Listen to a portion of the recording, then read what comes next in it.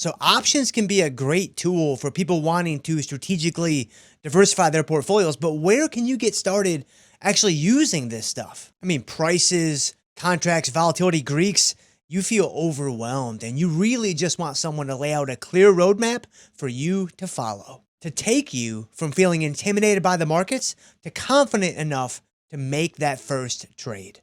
Well, I'm Jim, finance PhD from the University of Memphis, which is one of the leading institutions in the world in the field of market microstructure. I started trading about 16 years ago, and my career actually started as a finance professor teaching both undergraduate students and graduate students. So give me, a couple hours, and I will give you everything that you need to start trading options. I'll see you inside. Boom.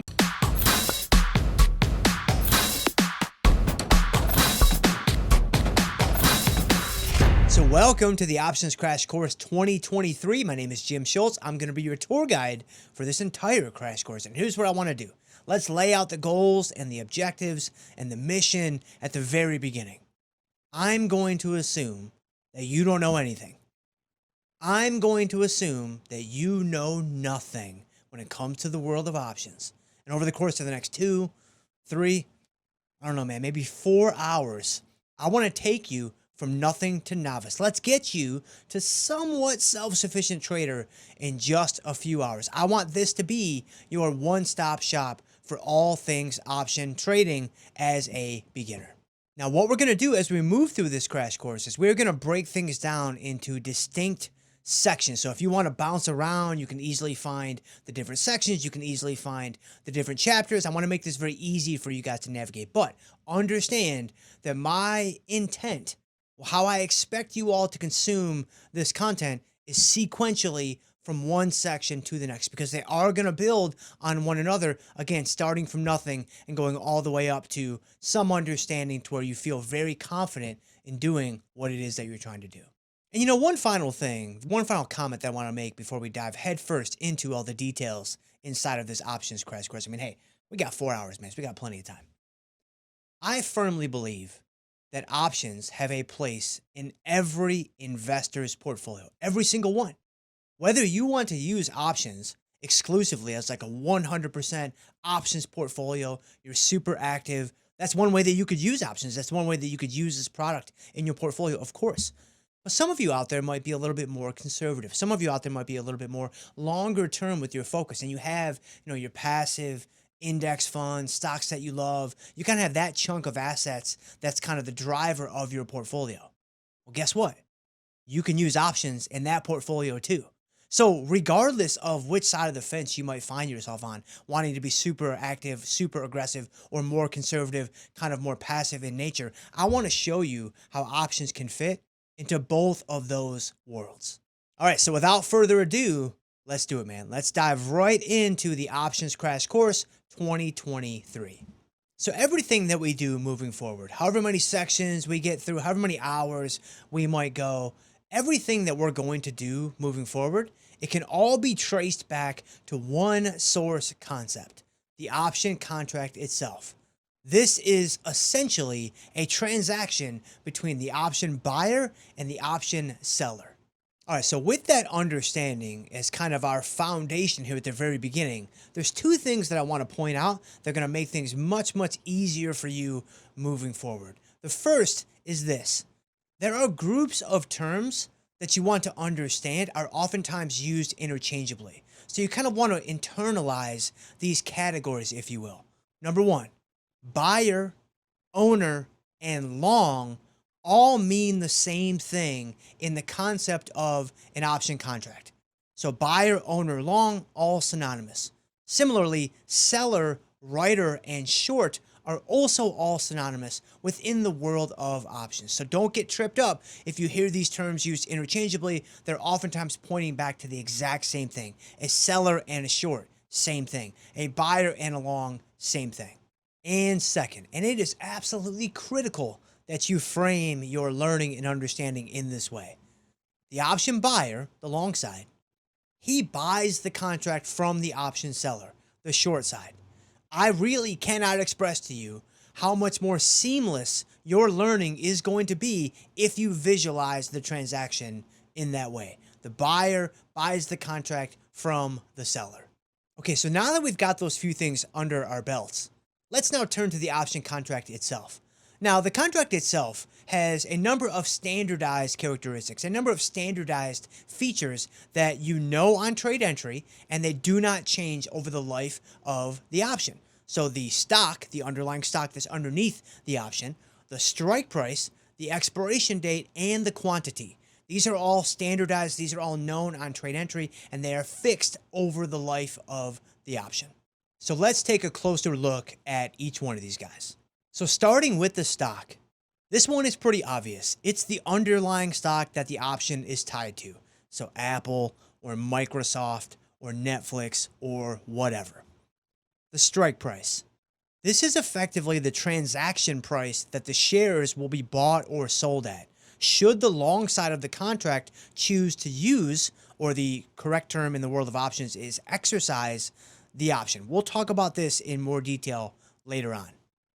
The expiration date.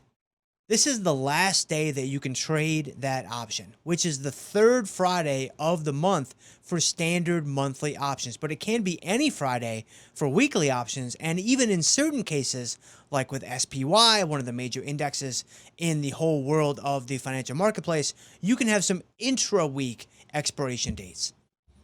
Lastly, the quantity.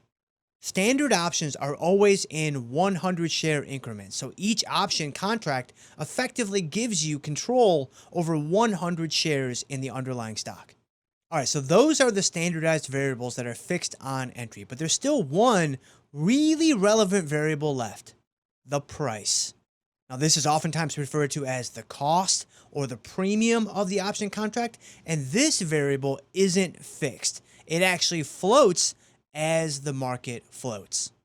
Okay, so those are some option contract basics. Well, now I want to turn our attention to a little bit of market functionality. Whenever you go to buy or sell basically any product in the financial marketplace, you're going to be met with what is referred to as a bid-ask spread differential. So let's unpack what's going on with this bid-ask spread differential. So with the bid-ask spread differential, the first thing that you'll notice is you effectively have two prices associated with whatever option contract you might be looking at, if we're focusing on options specifically. You have an offer price or ask price, the price that you can buy the option for, and you also have the bid price, the price that you can sell the option for. Standing on the other side of your order is a counterparty, oftentimes referred to as a market maker or liquidity provider, that is effectively the middleman that connects the buyers with the sellers. What the market maker effectively does is he buys when you want to sell, and he sells when you want to buy. So the difference between the bid-ask spread becomes a profit for him, whereas it is a cost for you. This is because he is effectively making a market for you to allow you the opportunity to transact in whatever option you might be interested in. Now, an easy way to remember this, the bid price and the ask price, is just keep in mind that you always get the short end of the stick. You have to pay more when you buy and receive less when you sell. This is just a cost of doing business that is effectively the compensation for the counterparty, the market maker, or the liquidity provider. Now, we'll have more to say about this later, too, especially when we get into liquidity specifically. But right now, just know that we usually try to transact somewhere between the bid price and the ask price. So when we want to buy, we usually try to pay a little bit below the offer price. And when we want to sell, we usually try to receive a little bit above the bid price, oftentimes ending up somewhere around the mid price between the bid and the ask. All right, so that's a little bit about contract specifics and a little bit about marketplace functionality. The final piece that I want to add to our foundation that we're going to keep coming back to throughout this entire crash course is going to be the 4 basic option types: long call, short call, long put, and short put.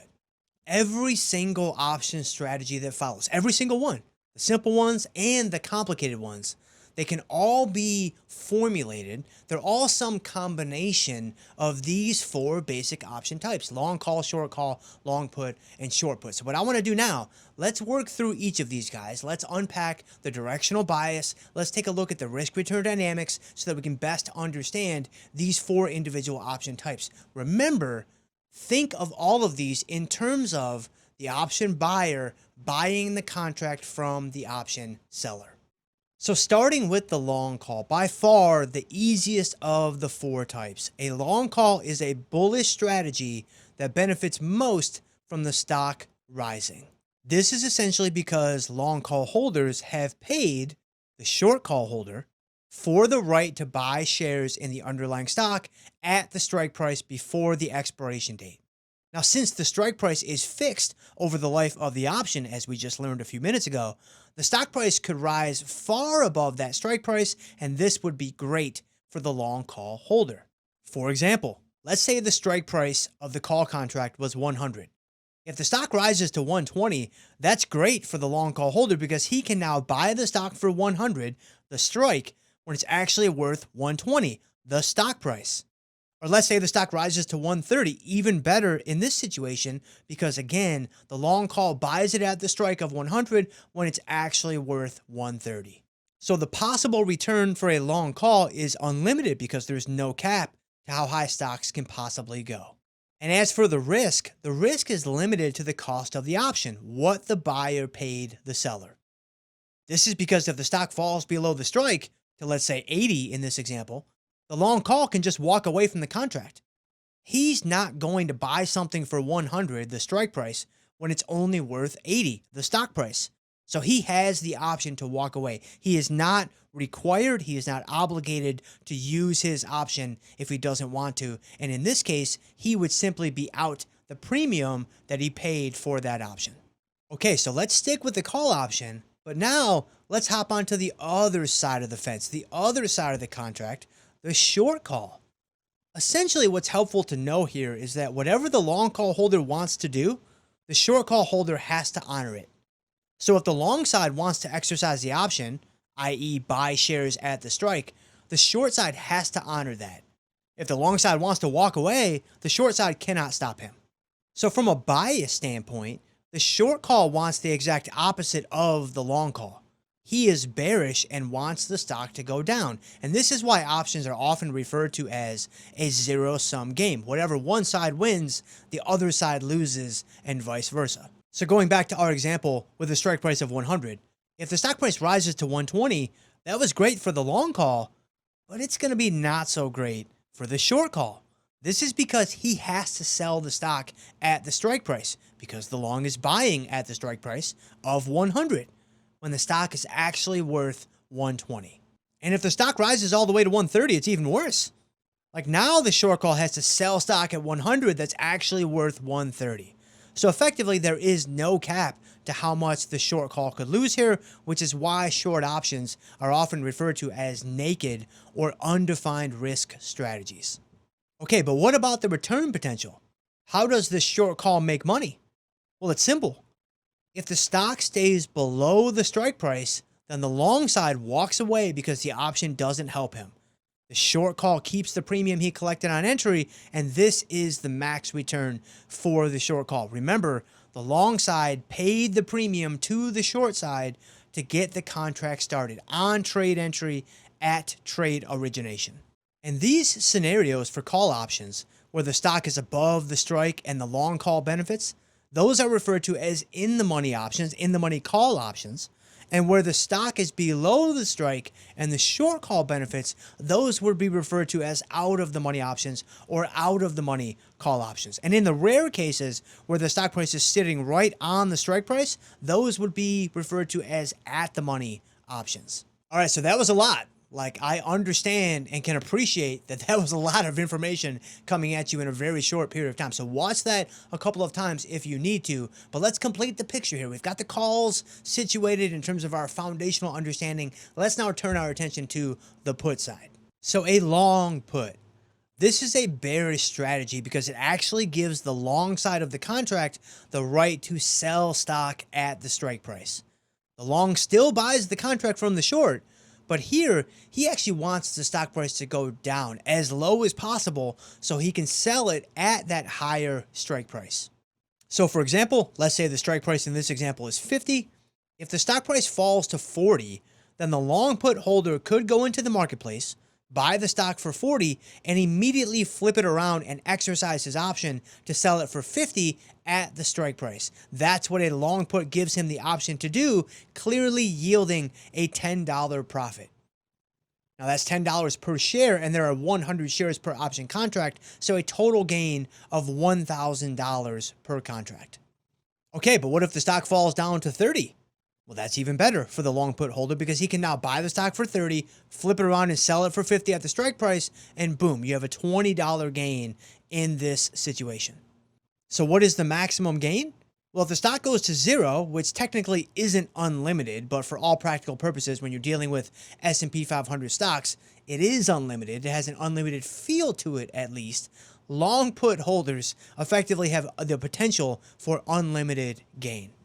Okay, so how does the long put lose? Well, hopefully you're beginning to see the pattern here. The long put loses if the option isn't worth anything to him. So when does that happen?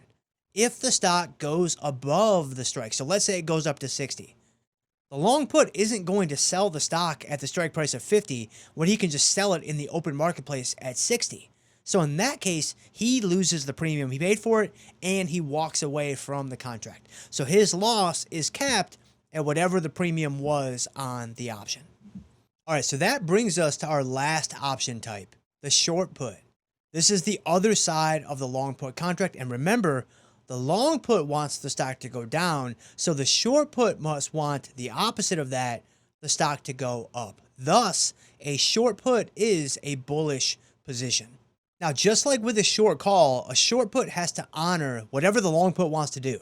So if the long put wants to sell at the strike, the short put has to buy at the strike. If the long put wants to walk away, then the short put has to let him walk away. But of course, at this point, you might be able to recognize that, hey, if the long put wants to walk away and I'm the short put, I'm not going to stop him. But keeping with our example, if you have a 50 strike put and the stock falls to 40, that's not good for the short put. He effectively has to buy the stock at the strike of 50, the stock that the long put is going to sell to him, but it's only worth 40 in the open marketplace. So for him, he has a $10 loss, right? The long put had a $10 gain here. He has a $10 loss. Again, you see that zero-sum game aspect kind of bubbling up to the surface here. And of course, if the stock falls to 30, that's even worse. Now the short put has to buy stock at 50, that's only worth 30. And if the stock keeps going down and down and down, it gets worse and worse and worse for the short put holder. So this is why a short put is effectively an unlimited loss position, even though it's capped at zero. We typically think about this as an undefined risk position. Okay, so that's the risk side to the short put. But what about the return side to the short put? How does the short put make money? Well, now that we're in number 4 of 4 possible option types, my hope is that you can see how the short put is going to make money. If the stock rallies, this is where the short put benefits. The stock goes to 60, let's say. The long put isn't going to use his option to sell it at 50 when he can just sell it at 60 in the open market. So the long walks away. The short put keeps the premium collected. This is the best case scenario for the short put holder. And these scenarios for put options where the stock price is below the strike price and the long put benefits, those are referred to as in the money put options. And where the stock price is above the strike price and the short put benefits, those are referred to as out of the money options. And in the rare cases where the stock price is sitting right on top of the strike price, those would be your at the money options. All right, so that's pretty good for our foundation. I mean, we just covered a ton of material in a very short period of time. But I'm willing to bet that I know exactly what you're thinking right now. You're thinking, wait a minute, Jim, did I hear you right? Unlimited losses, undefined risk, no cap on how much I could lose. Like, I'm not even going to consider that. Like, I am out. That doesn't make any sense. Well, maybe not right now. But if you hang with me throughout the rest of this crash course, I might be able to change your mind. Starting with the very next section where we are going to begin to break down that option price into its component parts. All right, so now that we have a foundation of option contracts, market functionality, and the 4 basic option types, I want to dive a bit deeper into the option price itself. Now, when it comes to option pricing, there's really two different angles that you could take to this whole idea. There's a theoretical angle and there's a practical angle. Now, over the course of the next couple of minutes, I certainly want to address both, but I think we should probably spend most of our time on the practical side of things, since that will get us up and running the quickest.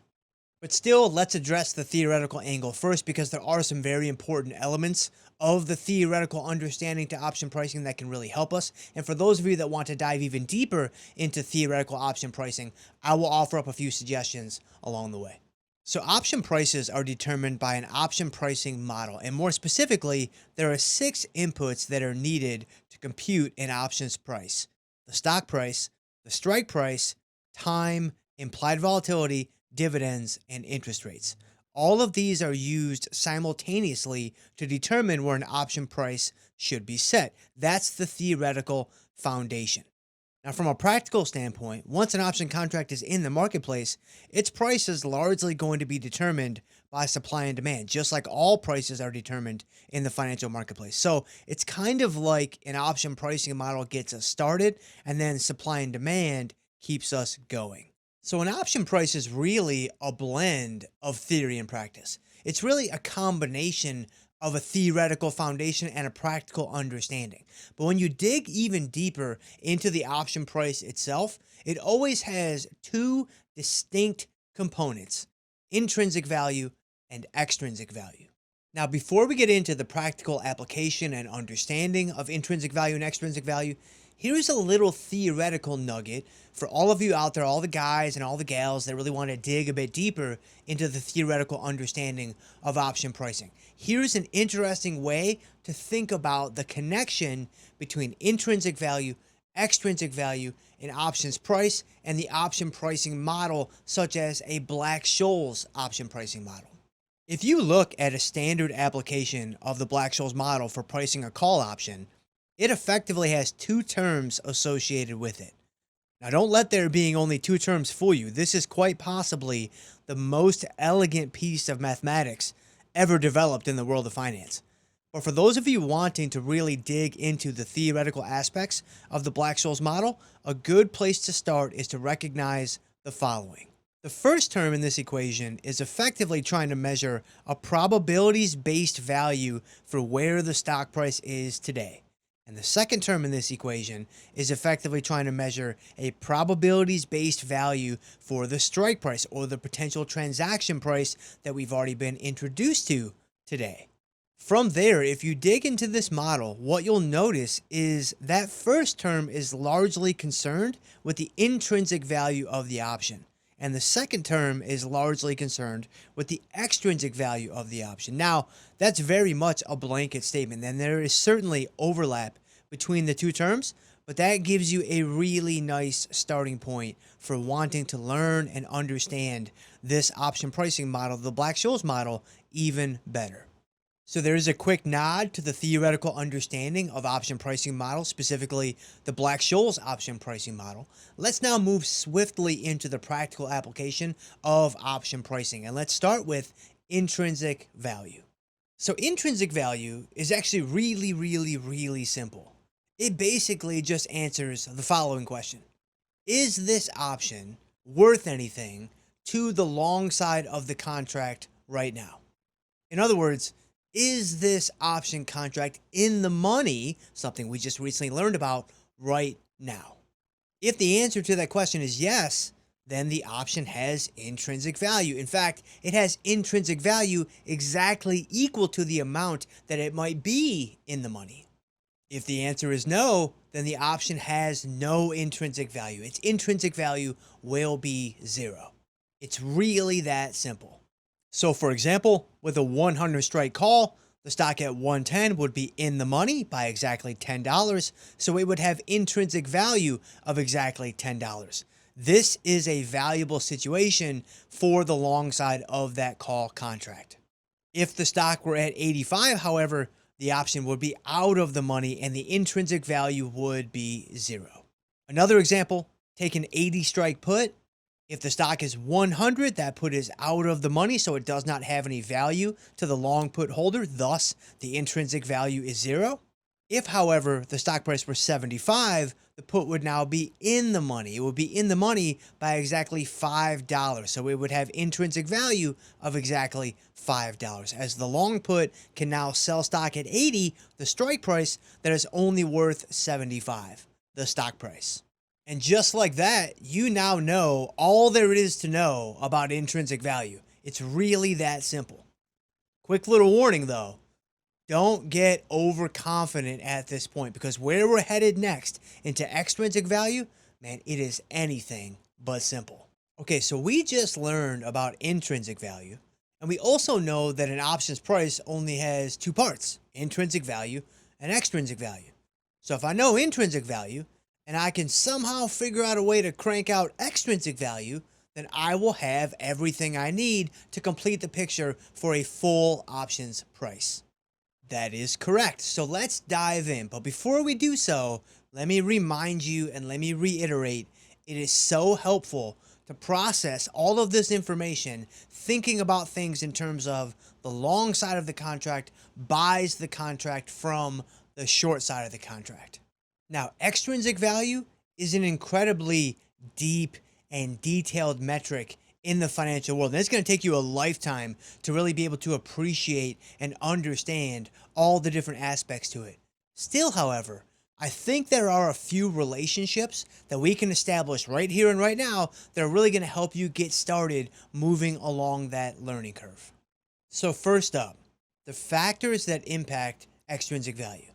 This one's actually pretty simple because it happens to coincide perfectly with the variables inside of the Black-Scholes option pricing model. Remember, there were 6: stock price, strike price, time, volatility, dividends, and interest rates. These are also going to be the 6 factors that impact extrinsic value. Now from there, we can actually pare down that list a bit more, because when it comes to extrinsic value, and specifically changes to extrinsic value on a day-by-day basis, dividends and interest rates, they play a role, but it's pretty minor, at least up against the other 4 variables, relative to the other 4 variables that impact extrinsic value on a daily basis. So for our purposes right here and right now, we're going to take dividends, we're going to take interest rates, we're going to put them up on the shelf for a future project in terms of how they relate to extrinsic value. So that leaves us with stock price, strike price, time, and volatility. Now, each of these has a very important relationship with extrinsic value. So I want to work through each of them individually. And I actually want to start with time because I think it's going to be the simplest one to understand. So simply put, more time means more extrinsic value, and less time means less extrinsic value. And the reason why this is the case traces back to our relationship between the option buyer and the option seller. So first, remember, for the 12th time now, the buyer buys the contract from the seller. Got it.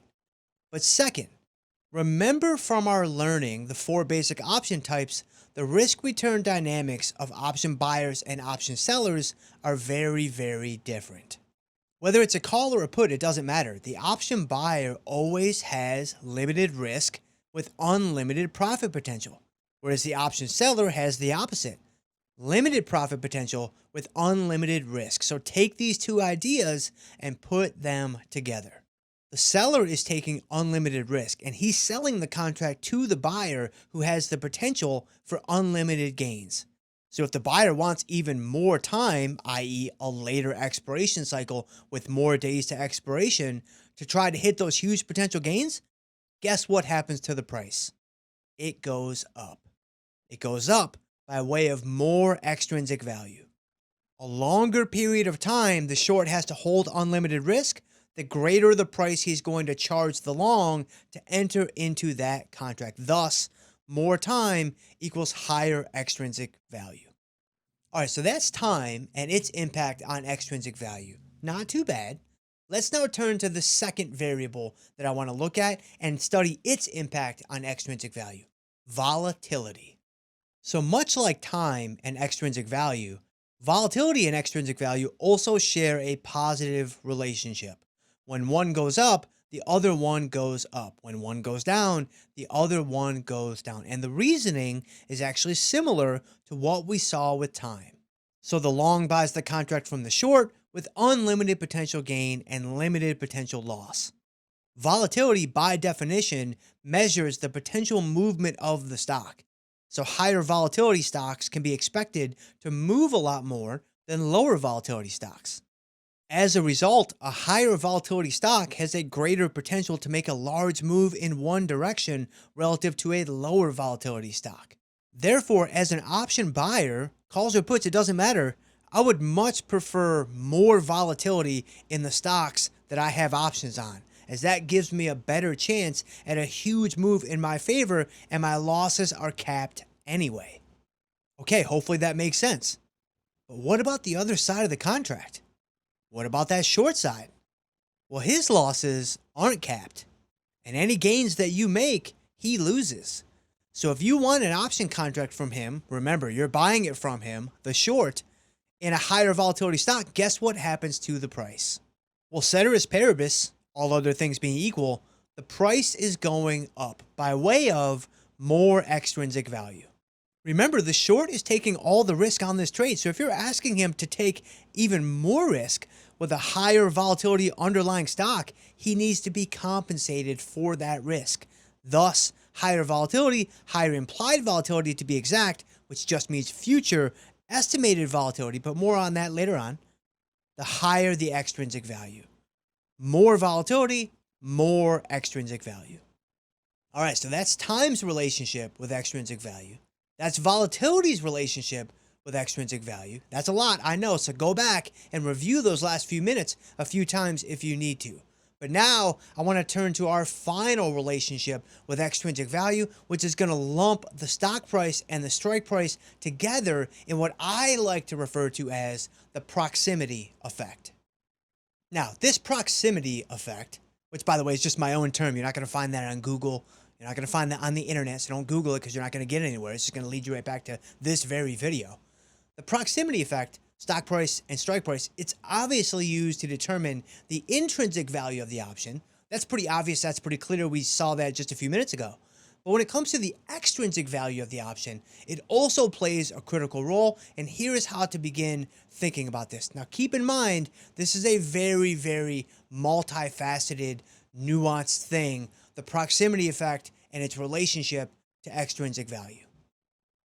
Looking at an out-of-the-money option, call or put, it doesn't matter, the closer the stock price is to the strike price, the greater the extrinsic value. So if you had a stock price sitting at $50 and you were looking at out-of-the-money calls, you would see that the 52 strike has more extrinsic value than the 55 strike, which has more extrinsic value than the 60 strike, which has more extrinsic value than the 65 strike, and so on and so forth. Similarly, if you were looking at out-of-the-money puts, you would see that the 49 put has more extrinsic value than the 47 put, which has more extrinsic value than the 45 put, which has more extrinsic value than the 40 put, and so on and so forth. So starting with the at-the-money strike and moving further out of the money, you will see extrinsic values drop. And starting far out of the money and moving closer to at the money, you will see extrinsic values rise. This is effectively the proximity effect. The closer the stock is to the strike, the greater the extrinsic value. Now, that's a pretty good start.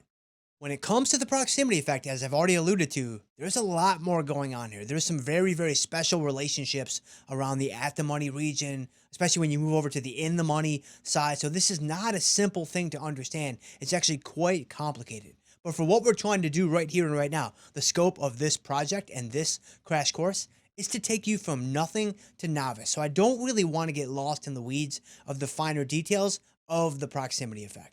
But still, we can say this. The reason why we see the proximity effect behave the way that it behaves in terms of strike prices having greater extrinsic value the closer they are to the actual stock price, it all traces back to the risk to the short side of the contract.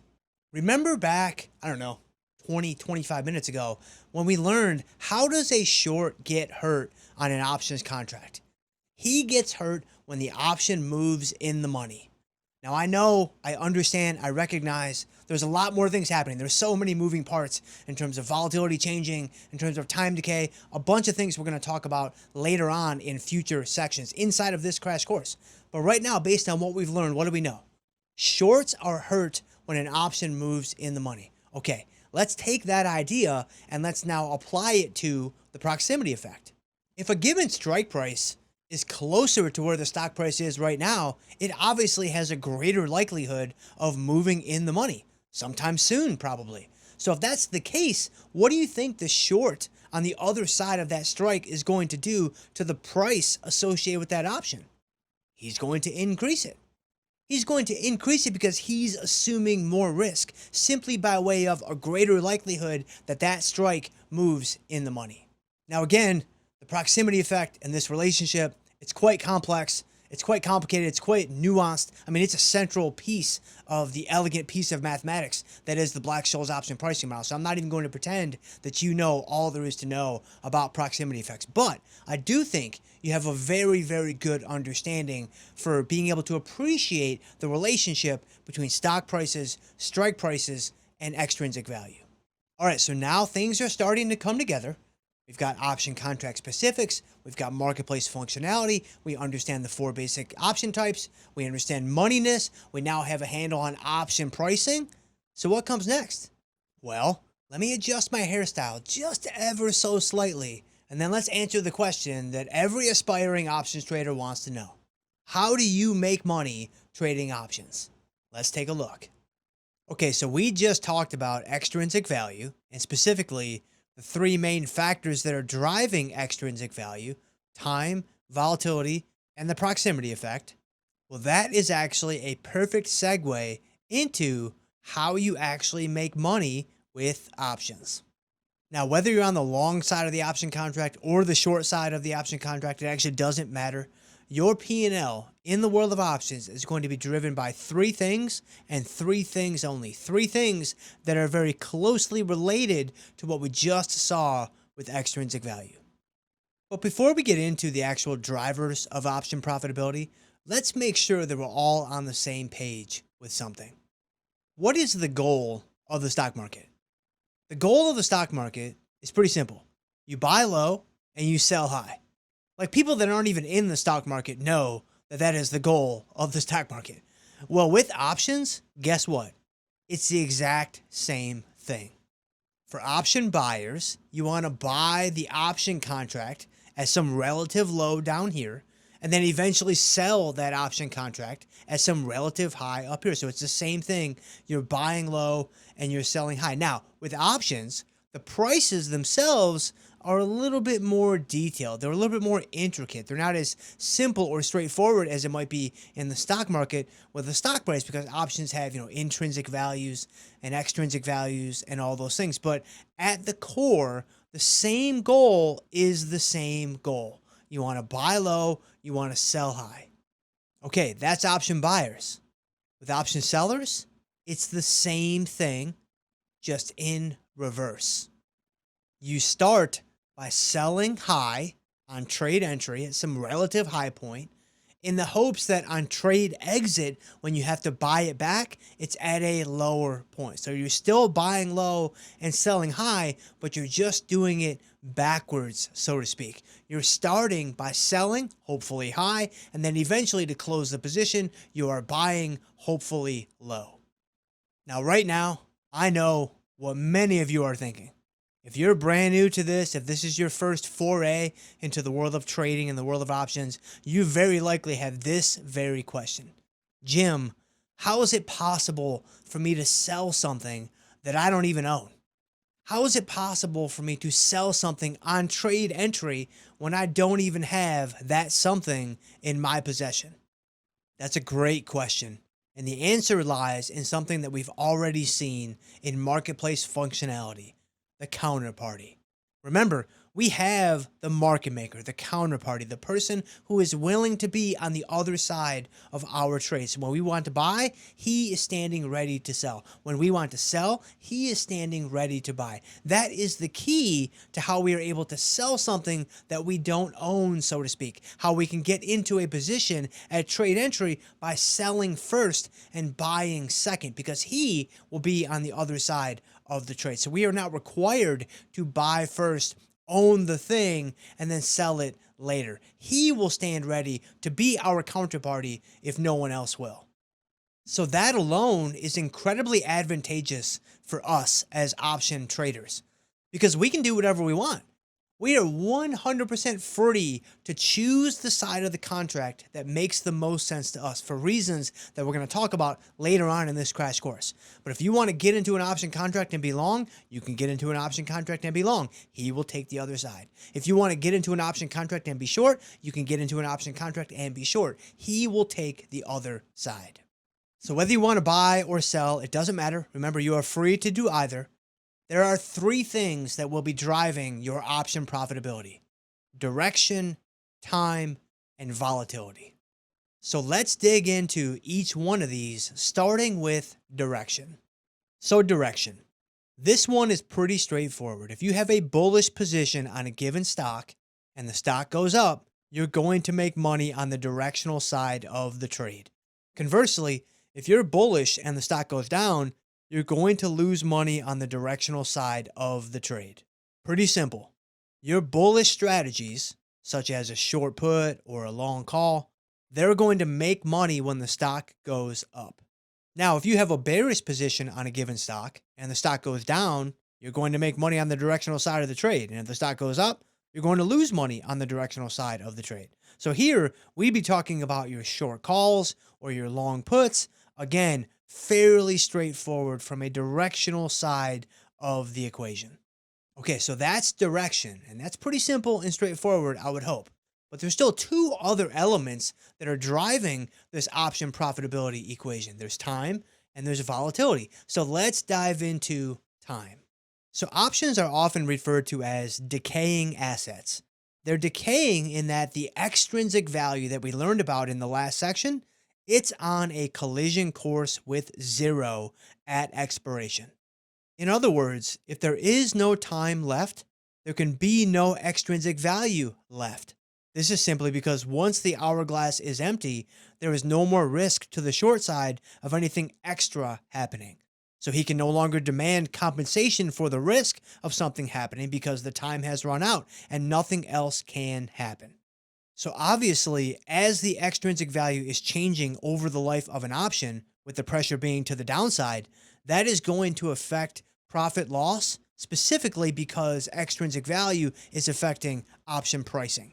In fact, as we've learned, it's one of the two components to option pricing.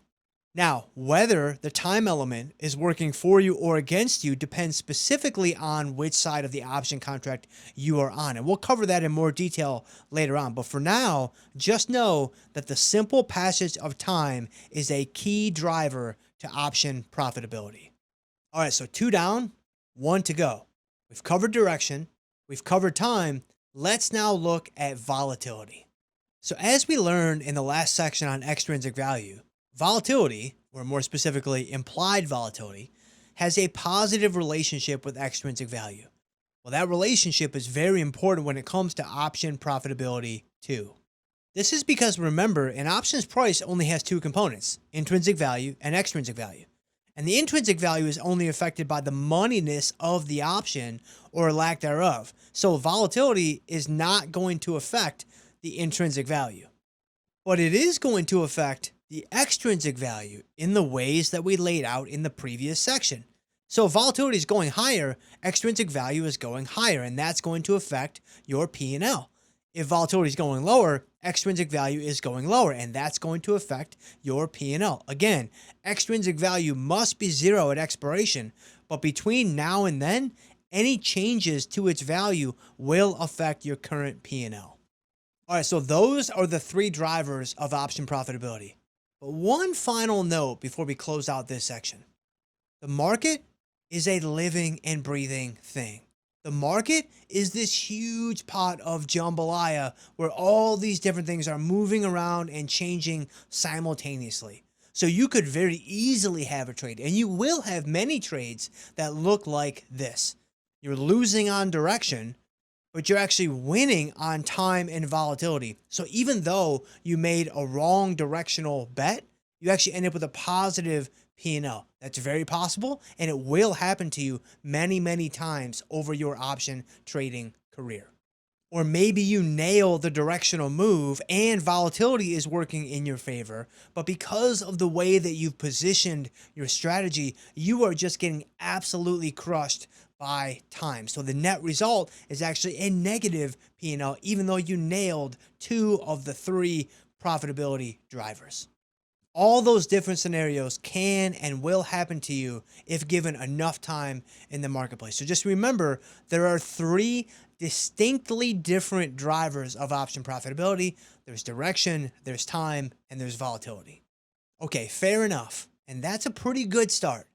But in this next section, what I want to do, I want to dive even deeper. Let's take an even more detailed look at what's driving option profitability by looking at some option Greeks. So we just learned about option profitability. That means right now is a really good time to dig into the option Greeks, because that profitability that you're gunning for, it is actually controlled by the option Greeks that we're going to talk about right here and right now. Now, a quick little mention.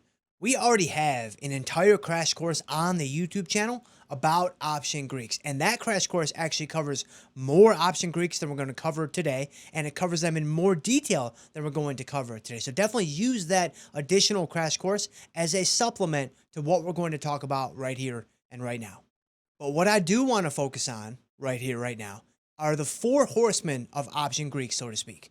Delta, Theta, Vega, and Gamma. And here is what is really cool with where we just came from with option profitability. Delta is effectively direction, Theta is effectively time, and Vega is effectively volatility. So can you see the parallel with option profitability and what we're about to cover? Okay, so let's begin with a deeper dive into Delta. So Delta effectively has 3 uses and interpretations for us as traders. It measures option price changes with stock price changes, it approximates probability, and it substitutes as a share equivalent.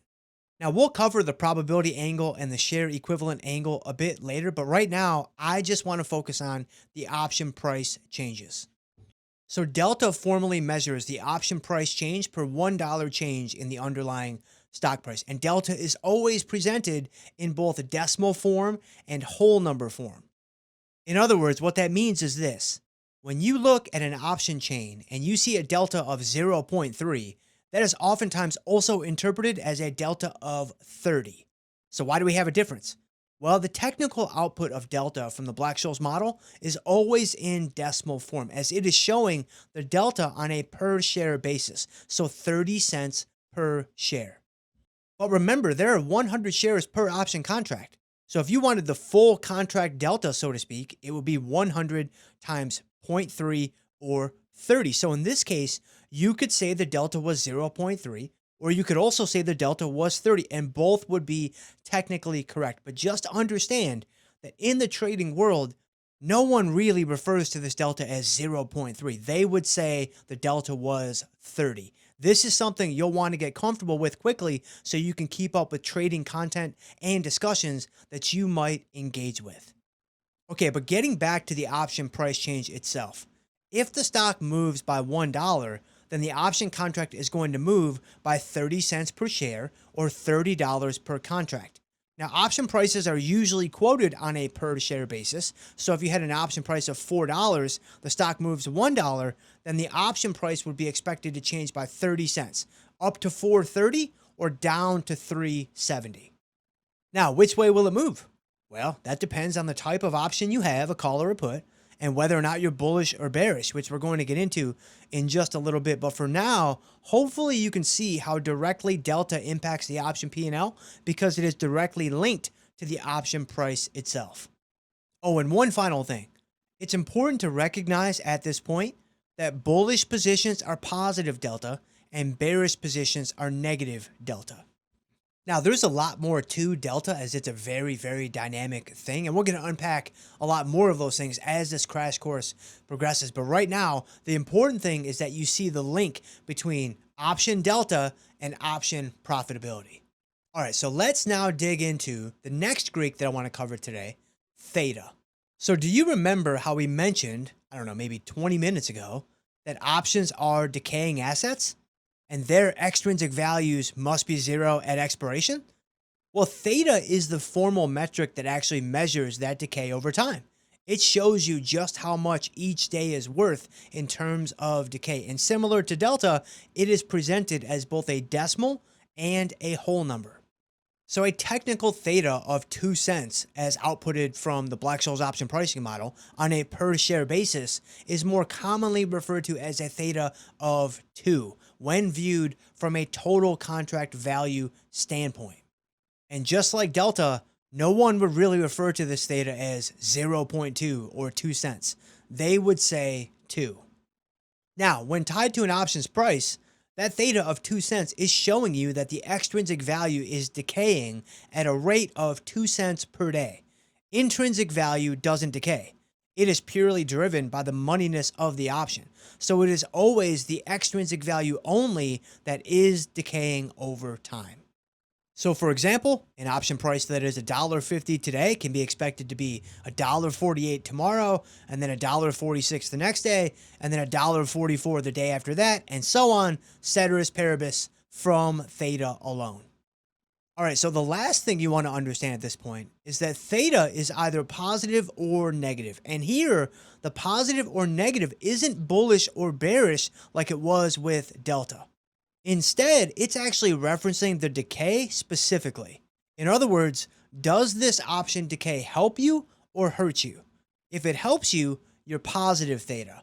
If it hurts you, you're negative theta. Okay, so that's a really good start to theta. Let's now move into the next Greek on the list, which is going to be Vega. So the reality is delta and theta are by far and away the most important Greeks that we use on a daily basis. That means when it comes to the others, especially for the scope of this crash course, let's get up to speed on the basics, but not necessarily get bogged down in a bunch of details that might not even be that important anyway. So when it comes to Vega, it measures how option prices will change when implied volatility itself changes. Remember how we just learned that volatility and extrinsic value share a positive relationship. Well, here we're going to see the same thing, just in a more formal way. When implied volatility goes up or expands, then option prices will go up by way of increased extrinsic value. But more formally, it is actually Vega that is showing you how much they will indeed go up. And when implied volatility goes down or contracts, then option prices go down by way of decreased extrinsic value. But again, it is actually Vega that shows you how much they will indeed drop. So option buyers want option prices to go higher, as we've already seen. So they are positive Vega because implied volatility expansion helps them and implied volatility contraction hurts them. And option sellers want option prices to go lower, again, as we've seen. So they are actually negative Vega because implied volatility contraction helps them and implied volatility expansion hurts them. Okay, so that's a really good foundation to Vega. And it's an important concept. It's an important concept not because we use it every single day, but because the relationship between changing volatility and changing option prices and thus P&L is a very, very important relationship. In fact, it's such an important relationship that we're going to talk about this specifically in a very different way that doesn't necessarily have to do with Vega in just a little bit. So stay tuned for that. That's coming on down the chutes. But let's now turn our attention to the last Greek today, Gamma. So what is Gamma? Well, Delta, Theta, and Vega, those are all dynamic. Those are all changing. Those are all moving as the market changes and the market moves. Well, even more specifically and more formally, those are first derivatives of the Black-Scholes option pricing model. Gamma is actually a second derivative of the Black-Scholes option pricing model. It measures how delta itself changes as the stock price changes. So while delta is giving you some measure of your directional exposure, gamma is underneath delta, measuring how that directional exposure itself could change as the market begins to move. A very simple analogy or illustration that we could use to kind of describe this point is think of a moving car. The car is moving at some speed. That's delta. But that speed itself could change as the car moves even more. It could accelerate, it could decelerate. That's going to be gamma. So delta is like speed and gamma is like acceleration. Now, how we use gamma specifically, how we measure it, how we manage it, how we analyze it, it's actually a bit more well suited for our discussion on undefined risk, which is also coming on down the chutes in maybe 45 minutes or an hour. So sit tight for that. It's going to be a little bit more appropriate for us to put a more detailed gamma discussion in that little bucket inside of this crash course. But it's good and it's important that we've already been introduced to this idea and exposed to this whole idea of gamma so that later on when we address it in more detail, it should make a little bit more sense. All right, so we've covered option profitability. We've even covered the option Greeks, at least at a basic level. There's probably a question that you have right now that you're waiting for the answer to. Jim, should I be buying options or should I be selling options? Well, that is a very, very important question. So let me go iron my shirt really quick. I'll be right back and we'll start to answer it. All right, so I had every intention of getting right into option buying and selling right here and right now for this next section. But then I realized, and there's one final piece to the option premium puzzle that I want to make sure that we nail down before we answer that age-old question, should you be buying options or should you be selling options? And that involves taking a closer look at implied volatility. So as we've already seen, a couple different times actually, implied volatility has a direct impact on option pricing. But if we actually step back and kind of take more of a bird's eye view, we're actually going to be able to add another branch to that tree. So volatility, by definition, measures the movement of something. Implied volatility, as evidenced by the word implied, is going to measure the anticipated movement of something. So you're looking out into the future. You're trying to forecast what is going to happen to a given stock. So if you take the implied volatility of whatever stock you might be looking at, you're trying to measure, okay, what is expected to happen over the next 30 or 45 or 60 days to go. That's what you want to focus on. What's going to happen in the future? What is the anticipated price movement? Well, in the world of options, we actually have a formal metric that captures this whole idea, that measures this anticipated movement and gives us a tradable range. It's called the expected move. So let's take a look. So to calculate the expected move, you need three variables: the current stock price, the implied volatility, and the duration of the trade. Once you have those in hand, the expected move calculation is actually really straightforward. You simply take the product of the stock price, the implied volatility, and the square root of the time left in the trade divided by 365. What that gives you is a plus minus anticipated range of the stock. So if the expected move output is 5, that means the stock is expected to have a range of plus or minus $5 over the next however many days you might be looking at. So 30 days, 45 days, 60 days, whatever. If the output was 12, then that will be a plus or minus $12 range, and so on and so forth. Now, of course, the market is a living and breathing thing. It's random and unpredictable. So there is no guarantee that the stock will stay within this range. It could go much higher or it could go much lower. But the reason why this is the expected move is that using the properties of the normal distribution, we know that we can reasonably expect the stock to indeed fall within this range 2/3 of the time, or approximately 67% of occurrences. Okay, so that's a good start to the expected move. Can you see how this might be helpful in structuring your option strategies? Well, more on that a little bit later.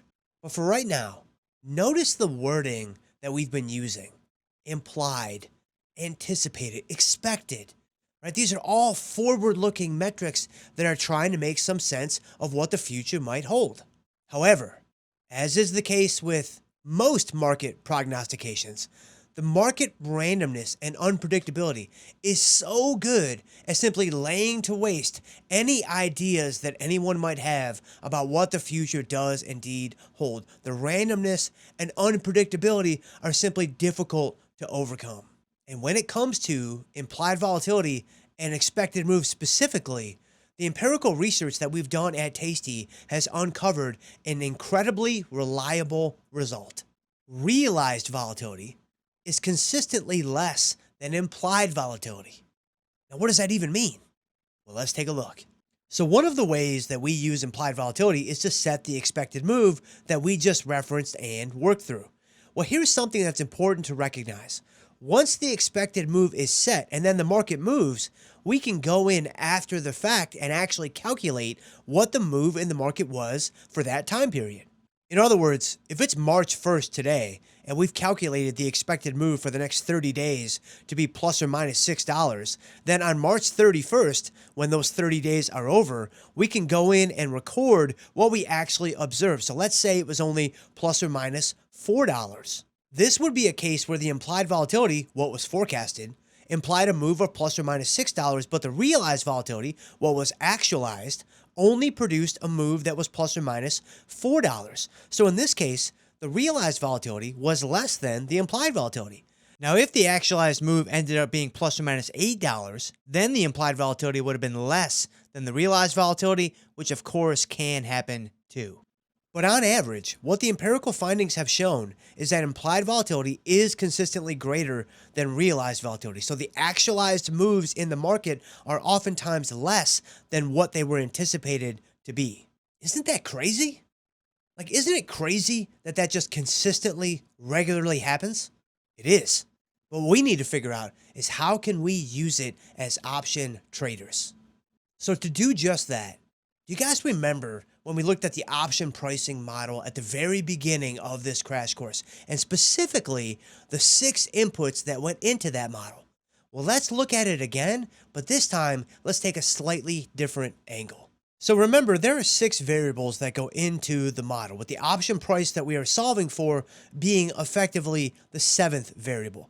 Well, if we take the option price in the market as given, having been established by the supply and demand forces that we referenced earlier, then the only variable left that we don't know at this time is implied volatility. So even though something like a Black-Scholes model is indeed an option pricing model, we will often use it to actually calculate the implied volatility, the only unobservable variable in the model.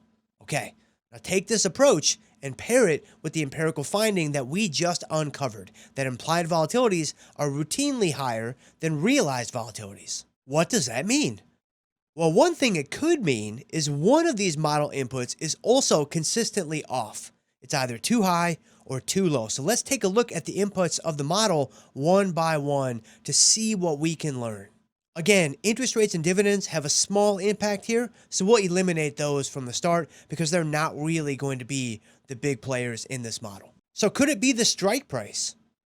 No, that's set at contract origination and fixed over the life of the trade. So that's probably not going to be what we're looking for here. Okay, what about time? Now, there's really no dispute about how much time is left in the option contract. It's either 25 days or 30 days or whatever. There's really no chance that that's too high or too low. Okay, what about the stock price?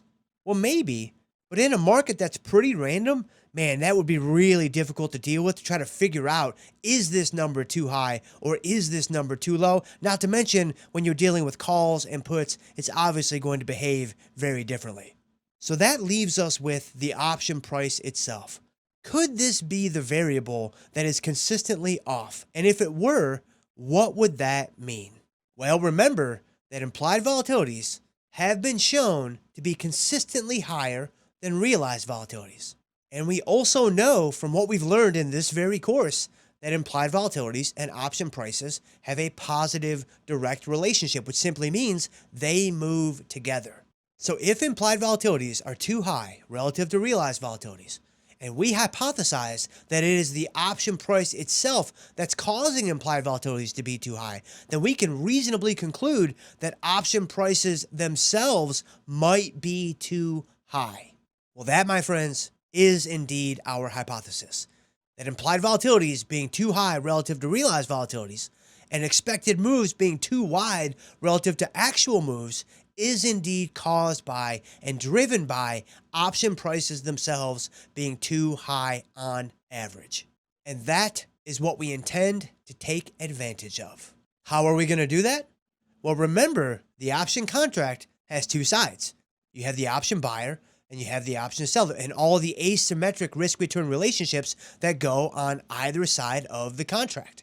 Remember, the buyers effectively have low risk and high return potential, and the sellers effectively have high risk and low return potential. So in essence, option buyers are buying big movements and option sellers are selling big movements. Or to put it another way, option buyers are basically buying implied volatility and option sellers are basically selling implied volatility. But based on what we just learned, one side has effectively a built-in advantage. And so now we are ready to finally answer the question, should you be buying options or selling options? So let's do it. All right, so now at this point, man, we've got option contract specifics, we've got marketplace functionality, we've got P&L, we've got Greeks, we've got realized volatility, we've got implied volatility, we've got expected moves, we have all these different things. It's finally time to answer the question, should you be buying options or selling options? From our vantage point, selling options is the way to go. Now, does that mean that you can never buy another option again? No, not at all. But when it comes to the core foundation of your portfolio, we feel very strongly that that needs to be built from the short side of the option contract. Now, why do we feel that way? Well, for starters, let's go back to some of the drivers of profitability that we've already looked at. Delta, Theta, and Vega, and let's add a few new elements to the mix. So starting with Delta, if I buy an option, I need Delta to drive my profitability. So in other words, I need to get the directional move correct. Otherwise, I'm not going to make money. I'm not going to make money because the other two profit drivers, Theta and Vega, are working against me. If, however, I sell an option, Delta's impact on profitability can help me, but I don't necessarily need it to be profitable. In other words, when I sell options, I can make money without being directionally correct. That's really important. And the reason why I can do that is because now Theta and Vega are working for me.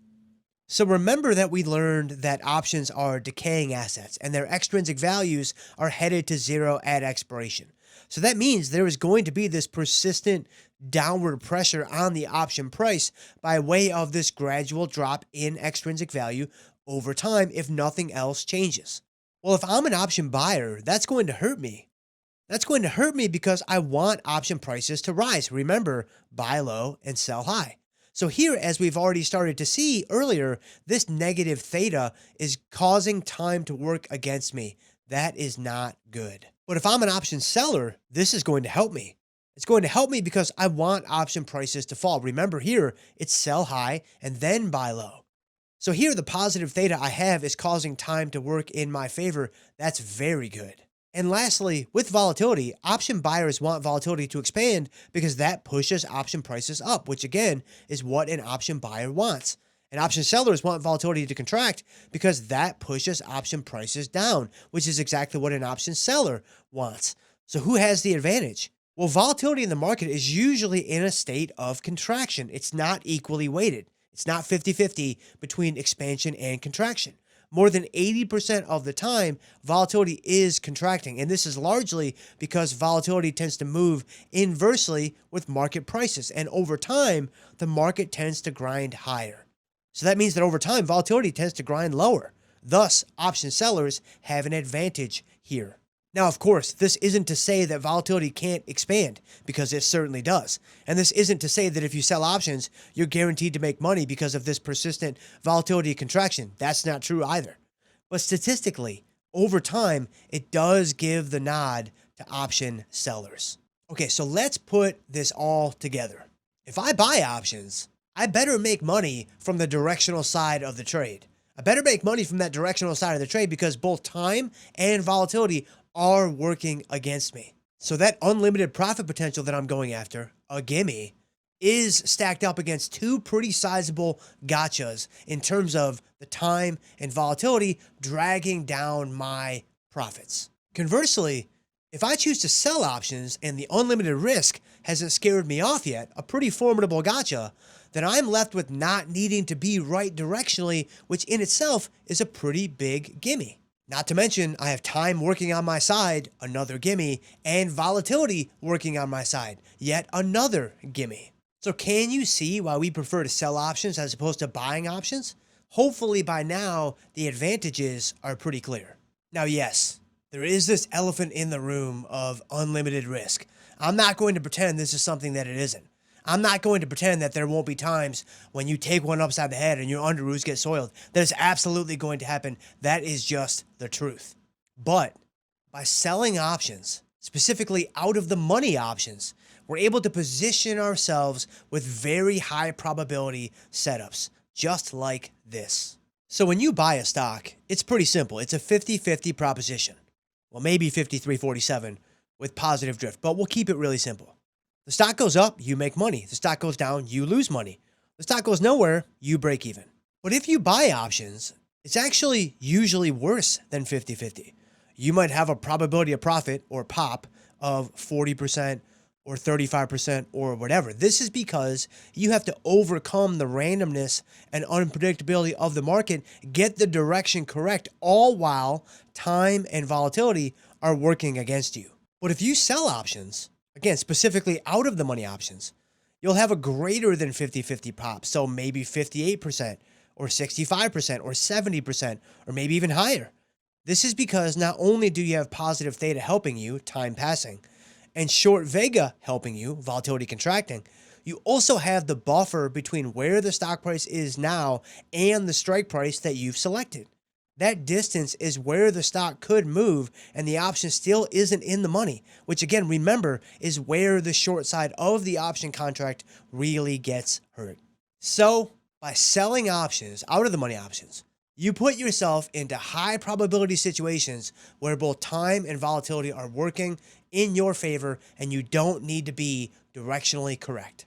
To us, that sounds like a winning strategy, and maybe it does to you too. But I know there will still be a number of you out there, maybe somewhere around 100%, that are thinking, Jim, my brother, the unlimited risk potential, I still can't swing it, man. Is there anything that you can do for me on that? Well, you, my friend, are in luck, because in this very next section, we are going to cover defined risk strategies. So let's do it. So in the world of options, there are two different categories of strategies. There is defined risk strategies and there is undefined risk strategies. And in this section, we're going to cover defined risk. And in the next section, we're going to cover undefined risk. Now, a couple of things before we get rolling in this section. There's already a crash course on the YouTube channel all about strategy management. So definitely use that as a supplement to what we're going to cover right here and right now. My objective in this crash course is not to cover all the details and all the gimmies and all the gotchas associated with every single strategy. That's more so what that other YouTube crash course is doing about strategy management. What I want to do right here and right now is I want to get you up and running. I want to get you up to speed on a couple simple things that you can begin doing right away and then use that as a catalyst to continued learning. But second, and this is just the cold, hard, unfiltered truth, consistency with your trading in terms of outcome, in terms of profitability, in terms of risk control, it's going to be found primarily with undefined risk strategies. I know. It seems totally backwards and completely counterintuitive.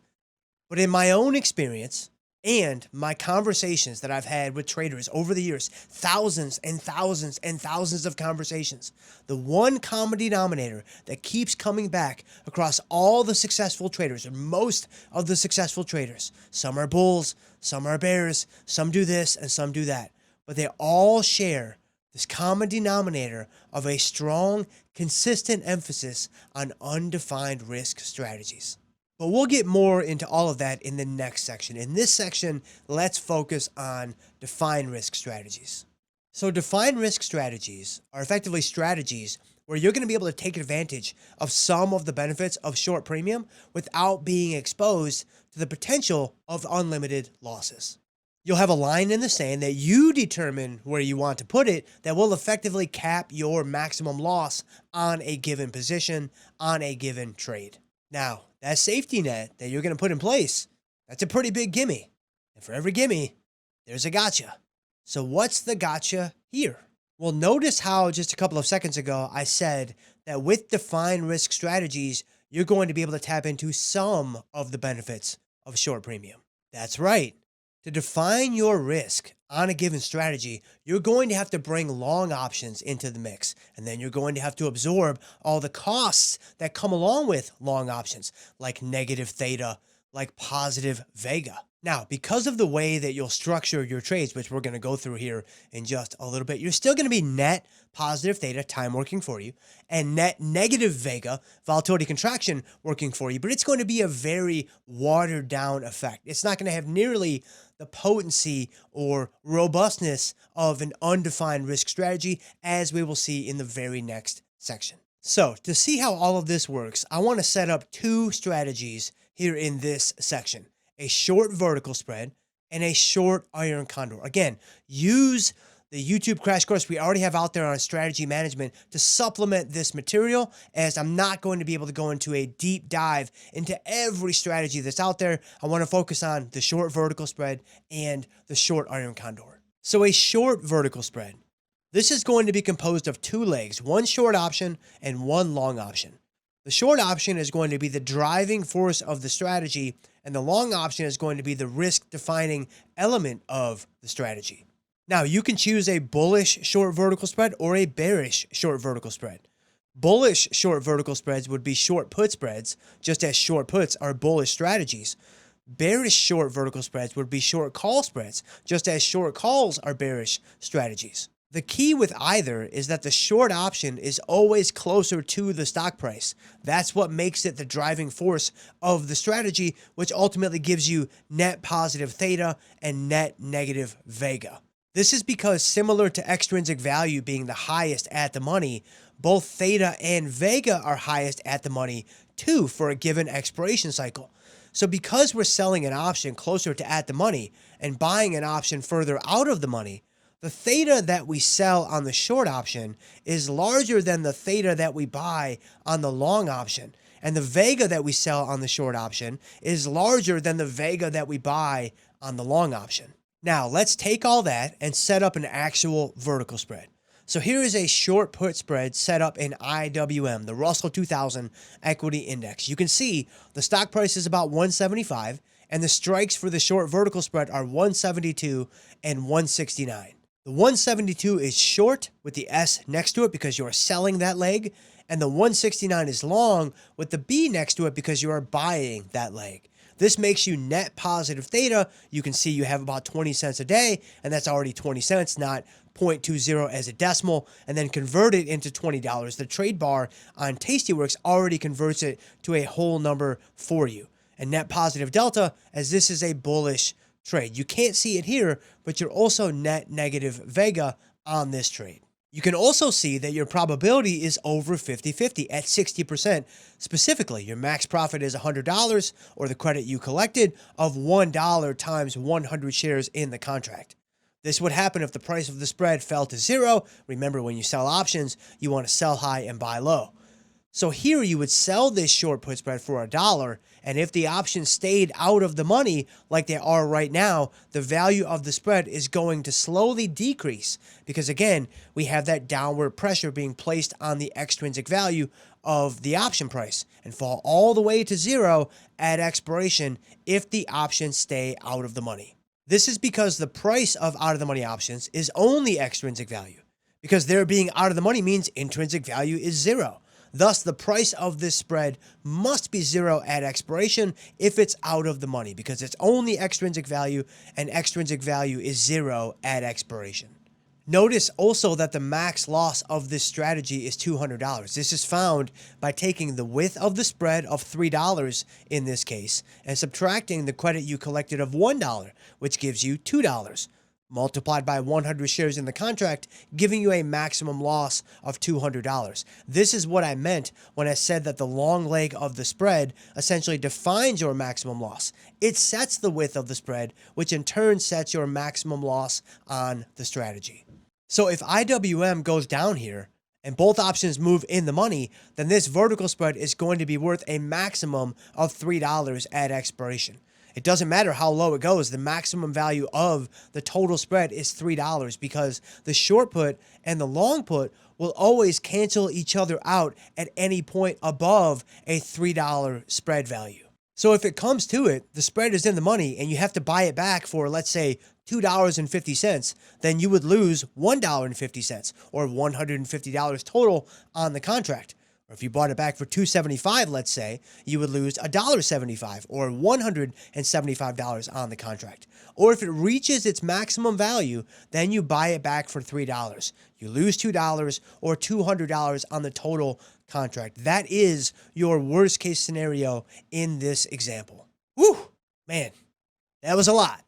Like, I know that was a ton of information coming at you in a very short period of time, but I would go back and I would rewatch those last couple of minutes on those slides a few times, take some notes and really sit with that information, because a lot of what we just went through in the last couple of minutes really ties together so many different things that we've been learning and building upon up until this point. Then what I would do is I challenge you to hop into your Tastyworks platform and try to build a short call spread, the other side of the market, the bearish side of the market. Try to build that on your own. See if you can use the principles and the insights and the ideas that we just laid out on the short put spread side and build for yourself a short call spread. In fact, I challenge you to pause the video right now and do it before you continue. Well, what I want to do now is I want to move to our second strategy, the short iron condor. And for those of you out there, all my overachievers, that didn't pause the video, that just, Jim, I'm just plowing through the content. Well, you, my friend, are in luck, because I'm about to give you the cheat code to the short call spread, because it is part of the iron condor strategy. So let's take a look. So an iron condor is a neutral strategy where you're not bullish or bearish. You're actually neutral, and you effectively want the underlying stock to stay within a range. This is because what you have with an iron condor is a short put spread below, which we just went through, and a short call spread above, which you just attempted on your own. Now, same setup with each. You're a little out of the money with the short option and then further out of the money with the long option. The important thing here is the width is symmetrical on both sides of the iron condor for a standard iron condor. Now, with the standalone short vertical spread, short put spread or short call spread, we usually have to collect about 1/3 the width of the spread in credit. And with an iron condor, it's the same thing, except here, it's 1/3 the width of the spread from both sides, not from each side. So like with this $5 wide iron condor that we've got set up in the diamonds DIA, we're collecting about 94 cents from the short put spread and $1 from the short call spread for a total of $1.94. Okay, so now that our iron condor is set up, what do we want to have happen? Well, we want diamonds to stay within our short strikes, because that would mean that both sides of the strategy are out of the money, which is exactly what we want. If possible, we want both sides to remain out of the money so their prices collapse and we're able to buy them back lower than where we sold them. Okay, easy enough. But what happens if the stock doesn't stay within our short strikes? Well, that's where our risk is. This is a neutral strategy, so we can effectively get hurt on either side, because if the short put spread goes in the money or the short call spread goes in the money, then that's not good. If either of those happen, then the strategy is heading towards its maximum value, which is always the width of the spread, or in this case, $5. If we had to buy the strategy back for $5, then we'd be at our max loss, which you can see in this case is $306, or the width of the spread, $5, less the credit we collect, $1.94. So 306 times 100, 100 shares per contract, or $306. But we still have a better than 50-50 probability on the trade, and we're collecting positive theta from the start. So the odds are in our favor at trade entry.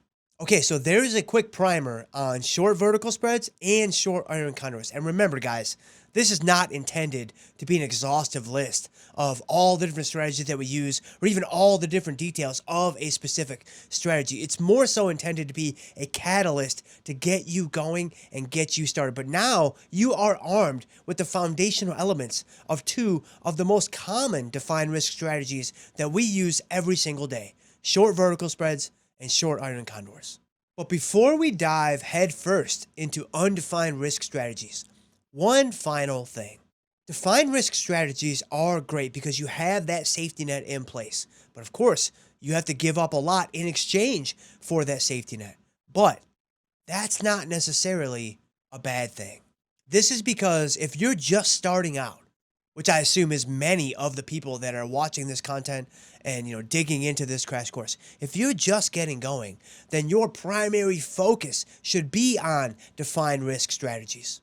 Yes, I really think you're going to have more success ultimately with undefined risk strategies, which is where we're going in the very next section.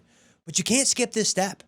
You have to cut your teeth on defined risk strategies. You have to understand how the market moves. You have to make some mistakes with short vertical spreads and short iron condors and other defined risk strategies before you move on to undefined risk strategies. So, with all that being said, let's now move on to undefined risk strategies and see what's so great about them. All right, so now that we've got a couple defined risk strategies in our back pocket, let's turn our attention to the next section, which is going to focus on undefined risk strategies. So as I mentioned just a little while ago, I truly believe that it is undefined risk strategies that are going to ultimately be your pathway forward to consistency and reliability. That has not changed. That is still the same. But naturally, you might be wondering, Jim, how can that possibly be? How can that possibly be if you have unlimited risk and you're going to have to absorb these 3 or 4 or 5 standard deviation moves from time to time? Aren't those going to set you back so significantly that they're going to negatively impact the end results? That's a great question, and that's an important question. And I want to get to that. But before we get to that, let's go ahead. Let's set up this section the same way that we set up the previous section. In the defined risk section, we went through a couple of strategies that can get you up and running, that can get you started. Let's do the same thing with undefined risk strategies. Let's go through 2 of the more popular undefined risk strategies that we use all the time, and then again, use that strategy management crash course that's already on the YouTube channel as a good supplement to what we're going to cover right here and right now. So let us now turn our attention to our first undefined risk strategy, the short put. Now, the great thing about a short put it is simply the undefined risk version of what we've already seen with the short put spread. So let's dive in and let's take a look. So a short put is about as simple as they come in terms of strategy setup. There is only one leg, and it is the short put. So where a short put spread was a short put and a long put, here you're removing the long put, which makes sense because remember, the long option in a short vertical was the risk defining element. Here, we don't want a risk defining element by the nature of this being an undefined risk strategy, so we remove that long leg. And without having that long leg in place, we don't have to water down any of the positive theta or negative vega that we collect from the short option. So here, we're much more advantageously positioned to benefit from short premium. So where defined risk strategies only captured some of the benefits of short premium, undefined risk strategies capture all of the benefits of short premium.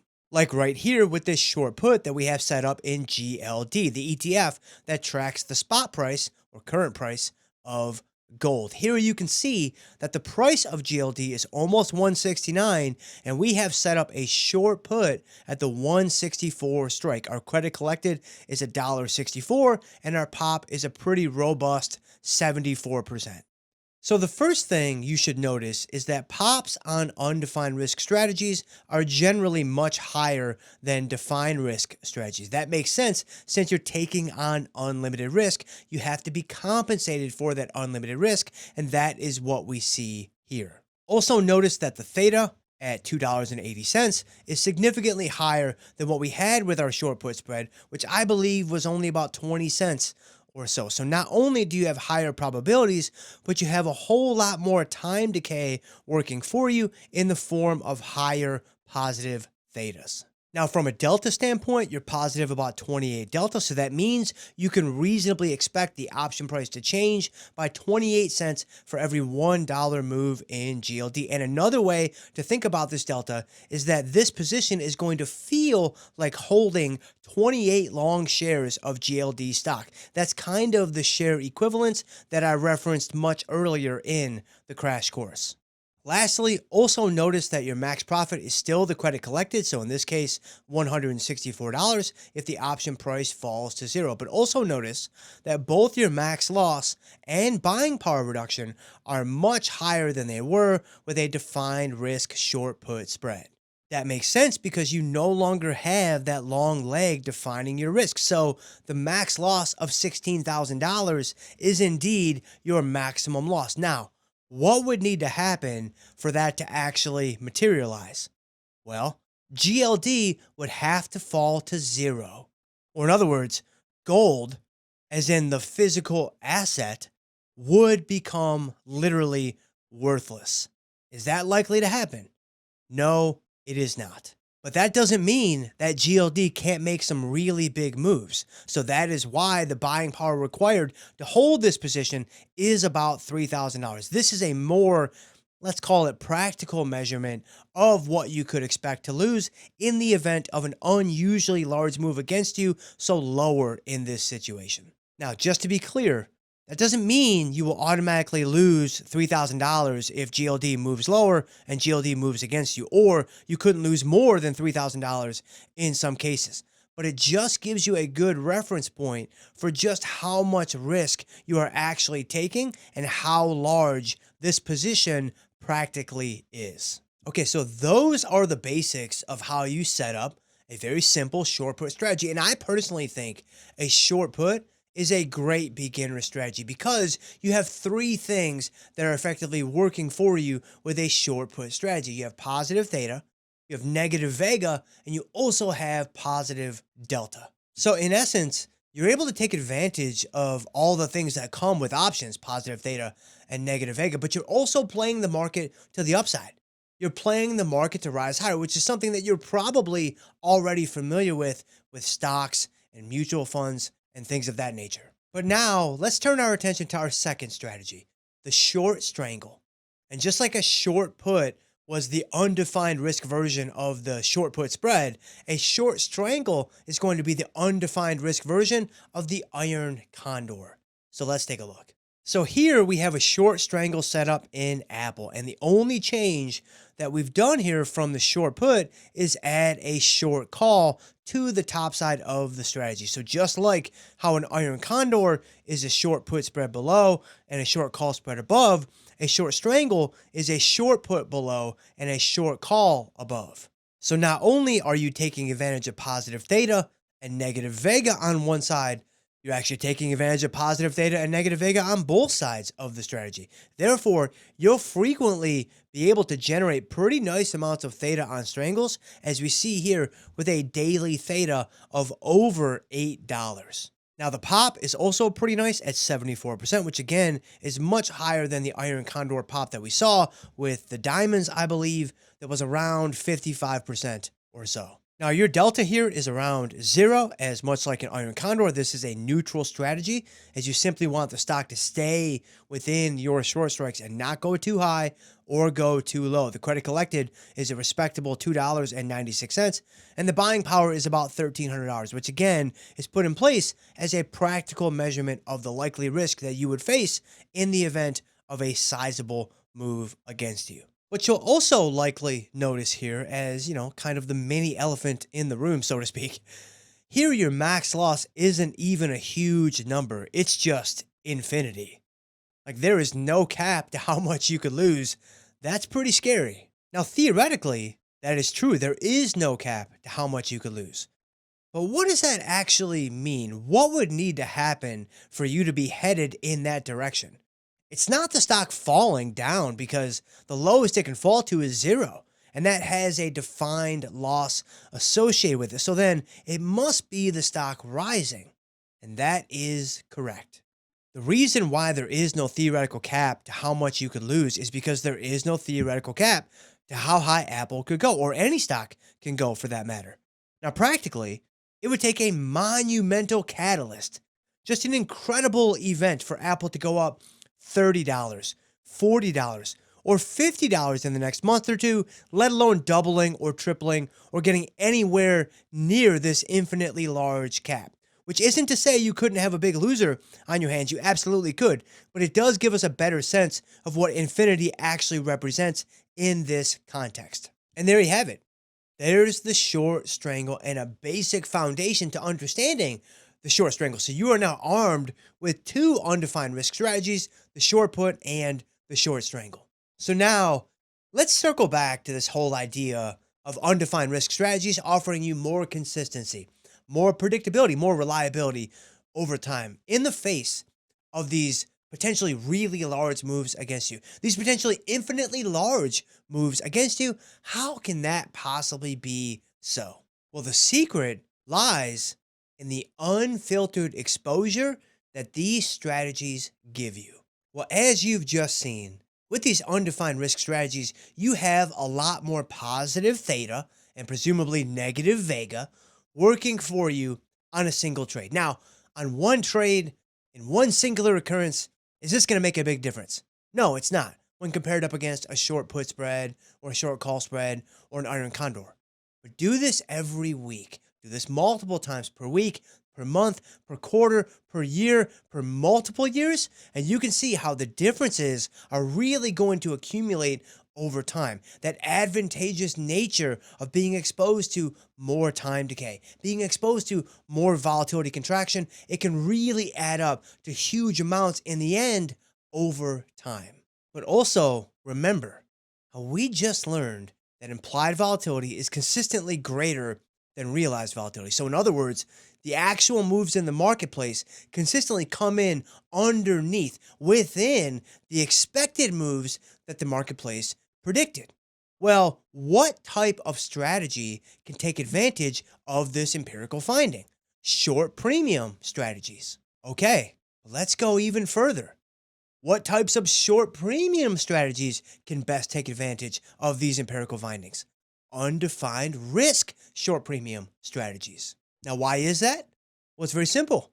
With an undefined risk strategy, you don't have that long leg in place that's effectively slowing you down, that's effectively dragging down your positive theta, your negative vega, your overall probabilities on the trade, just like we've seen in this section and the previous section.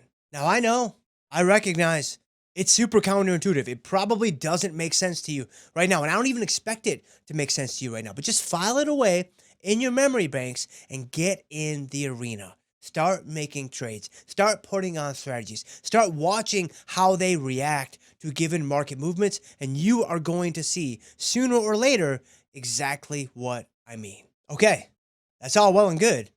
But right now, you're probably wondering, all right, Jim, you sold me. You sold me on defined risk strategies. I'm still kind of on the fence about undefined risk strategies, but I'll give them a shot. All right, now that I've got them on, now what do I do? How do I manage these guys? What am I looking for? What am I not looking for? Like, what do I do day to day with these strategies? You know, those are some really great questions. And it's almost like I knew they might be coming, because in the very next section, that is exactly what we are going to cover.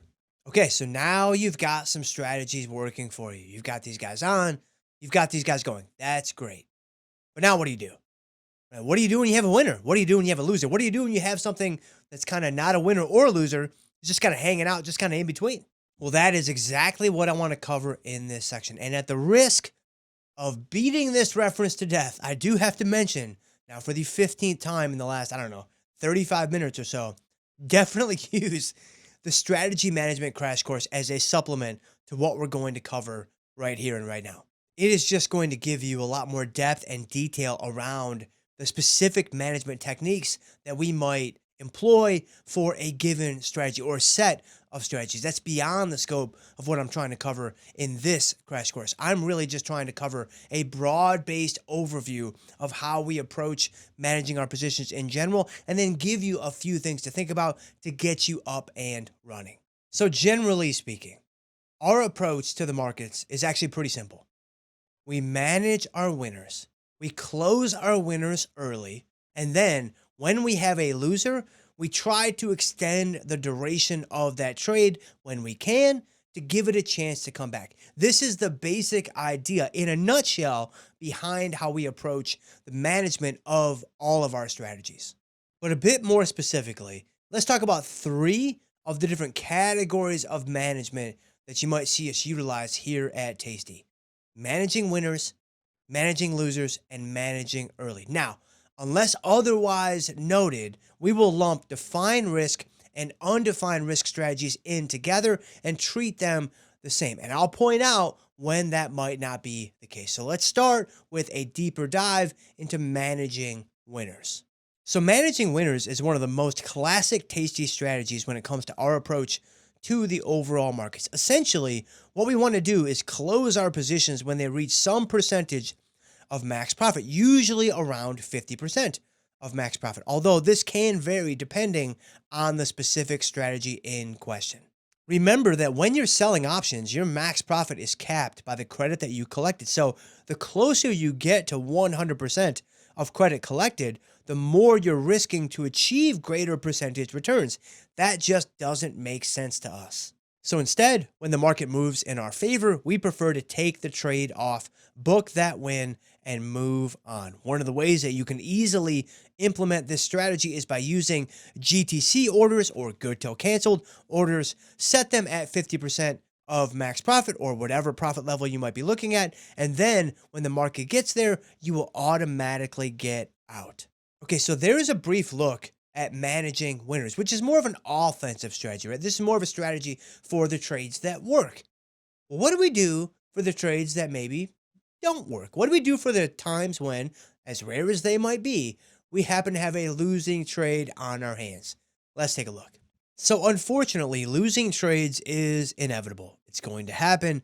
Nobody bats 1,000 in the market. So when it does happen, you need a strategy. Now, what follows is specifically aimed at undefined risk strategies only, because defined risk strategies already have a loss mitigation mechanism built in with that long option in the strategy defining your max loss. Now, generally, there are 2 basic strategies to managing losers. There's managing at some predetermined multiple of credit received, or just holding indefinitely with no predetermined exit point, both of which are pretty simple and pretty straightforward. A predetermined exit point simply means you're going to exit when your credit reaches 2x or 3x of credit received. So for example, if you sold the strangle for $2, a 2x loss would be the strangle selling for $6. You lose $4 or 2x of your original credit received. And a 3x loss would be the strangle selling for $8. You lose $6 or 3x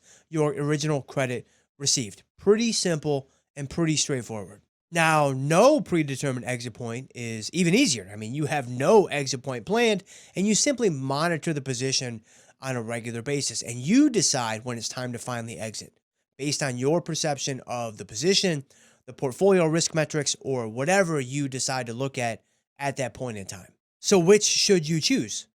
Well, you could really go either route, and the Tasty research has shown there isn't really a clear advantage either way. But I would say if you're brand new, then having a predetermined exit point makes a lot of sense. Whether it's 2x or 3x of credit received, there are gimmies and gotchas to both. I would just choose one, stick to it for a while, and see how you like it. From there, you will likely make adjustments to fit your own personal trading style. Okay, so that's managing losers, which is more of a defensive tactic. Let's now turn our attention to the third and final management strategy that we're going to look at here today, which is managing early. It's a bit of a hybrid between managing winners and managing losers.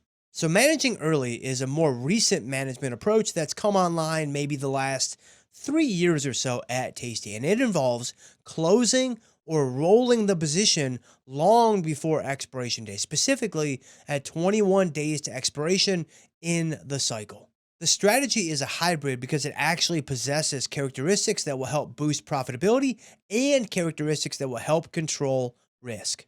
From a profitability standpoint, it helps because the research has shown theta to be more reliable in the first half of the cycle. So by managing at 21 days to go, here we're able to tap right into that, which ends up improving our P&L. But it also helps risk too, because do you remember little old Gamma and how a few episodes back, I wanted to put it on the shelf until the right time? Well, that time is right now.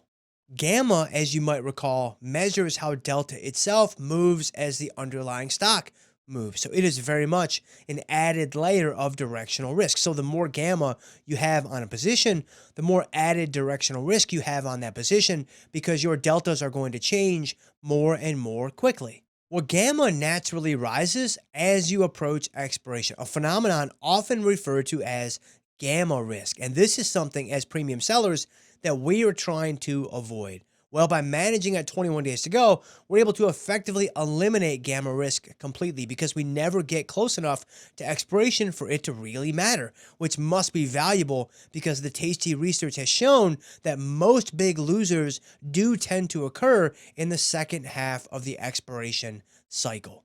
So managing early is an effective strategy which could be used by both defined risk and undefined risk strategies, but it is really more suited for undefined risk strategies because those are the strategies that are exposed to gamma risk. All right, so there is an overview of how to manage your positions on a day-by-day basis and what you are looking out for. And again, definitely use the strategy management crash course as a supplemental resource to what we just went over. But in addition to that strategy management crash course, there's actually another resource that I would also recommend at this point. So we just covered 3 different management techniques: managing winners, managing losers, and managing early. Well, there's actually a 4th option that we use on a very, very regular basis: rolling.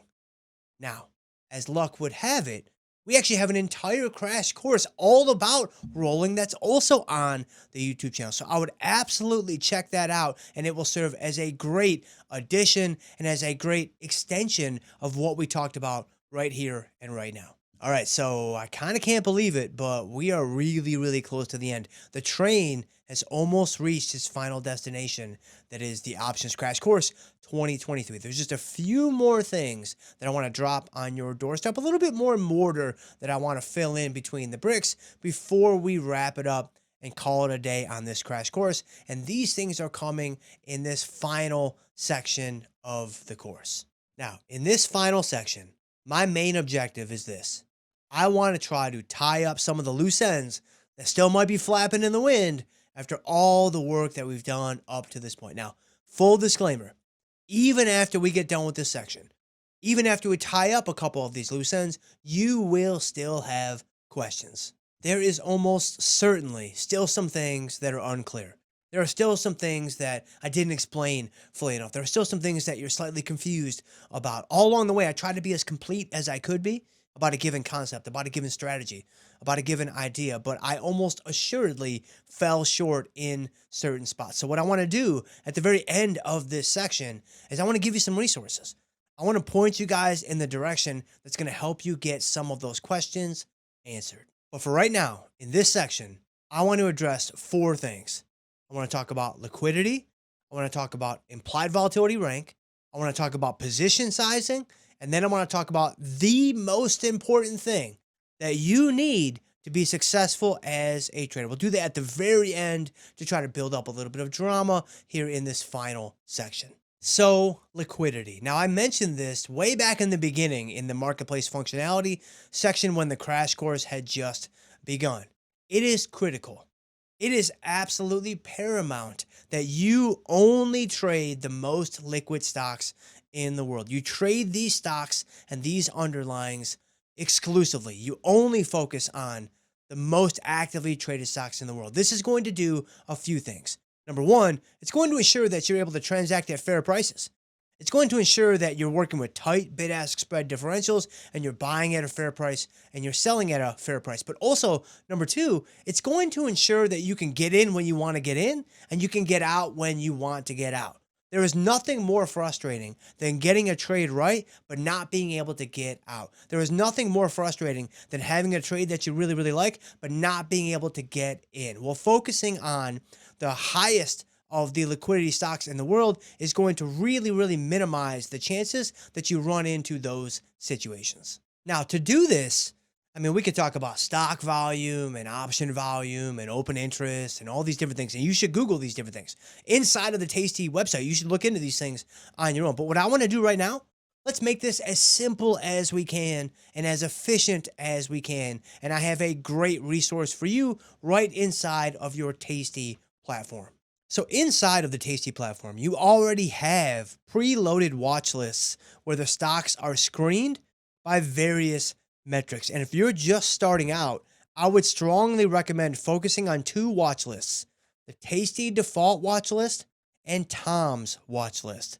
These watch lists basically give you all the stocks that we all trade day in and day out, and they will be the most liquid, most actively traded stocks in the market. So effectively, anything on these lists is going to be set and ready to go in terms of liquidity. All right, so that's liquidity. Let's now turn our attention to implied volatility rank, or IVR.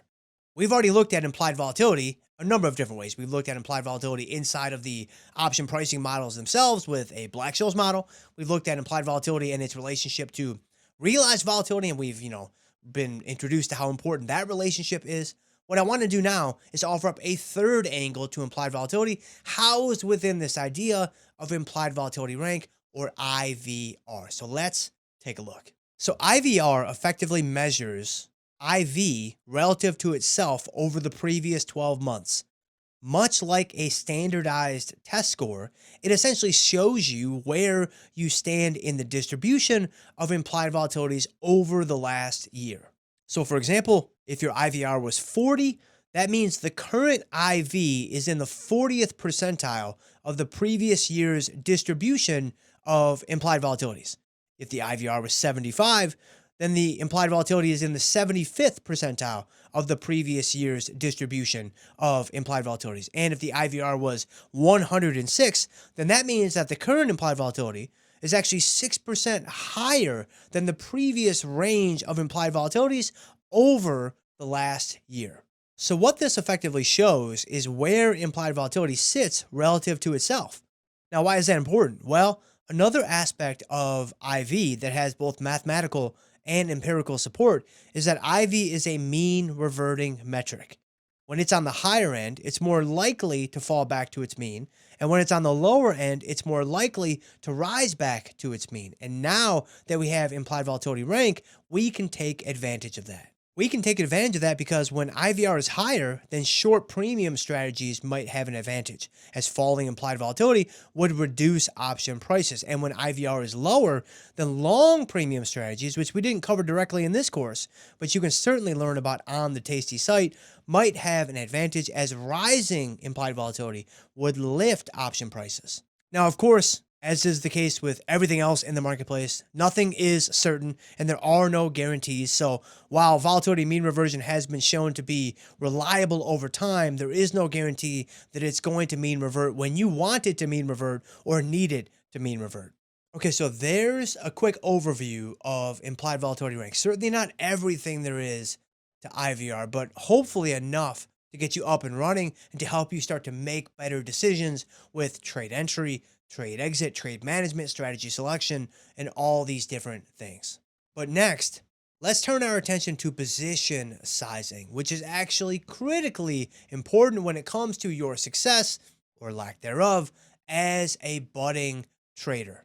So one of the core tenets of the Tasty philosophy is to stay small with your position sizing, as we want to give the probabilities a chance to work over time. So naturally, that begs the question, what is small? Well, here it's important to differentiate between defined risk strategies and undefined risk strategies, because defined risk strategies will naturally be much smaller than undefined risk strategies just by the very nature of the risk being defined and the max loss being known. So with defined risk strategies, generally speaking, 1 to 5% of your total account net lick per position is pretty small. If you have more capital to work with, like 50,000 or 100,000 or more, then you can easily hit the lower end of this range. If you have less capital to work with, like let's say 10,000 or 7,000, then you'll likely be on the higher end of this range. With undefined risk strategies, a range of 3 to 10% of your total net lick per position is also pretty small. Again, if you have more capital, you'll be on the lower end of this range. If you have less capital, you will be on the higher end of this range. Certainly not a hard and fast rule that must be obeyed at all times, but these ranges will give you a really good starting point for sizing your positions correctly. All right, so liquidity is in the books. Implied volatility rank is in the books. Position sizing is in the books. This brings me to what I believe is the most important thing that will determine your success or lack thereof as a trader. And it's very much in line with what we just talked about with position sizing. Staying small. This alone, this one singular thing alone, I believe it is what is needed to unlock whatever you're looking for in the world of options, in the world of stock, in the world of futures, whatever product you ultimately want to use. I believe that staying small on order entry is the most important part of the whole process. This is because when you stay small on order entry, here is what you're able to do. You're able to manage your risk. You're able to build your profits. You're able to act strategically. You're able to analyze objectively all things that can be traced back to having the right position size on at order entry, specifically a very, very small position size. If you don't stay small enough on order entry, you're going to find for yourself it's very hard to control your risk. It's very hard to act strategically, and it's very, very hard to make decisions objectively. But all of those things can be avoided as long as you stay small on order entry. And I kind of can't believe it, but we made it. We made it to the very end of the crash course. The Options Crash Course 2023, it's over. It's done. It's in the books. And let me just say that I am so thankful for you guys. For those of you that went all the way through, even if you just bounced around and just grabbed the content that you needed, I'm so thankful for you. And I'm so grateful that you chose to invest in my content. Like, thank you, thank you, thank you from the bottom of my heart. I'm so humbled that those of you choose to spend your precious time and effort and resources into some content that I've created. So thank you guys very, very much. If you guys are going along and you have questions and you want to reach out to me personally, please do so.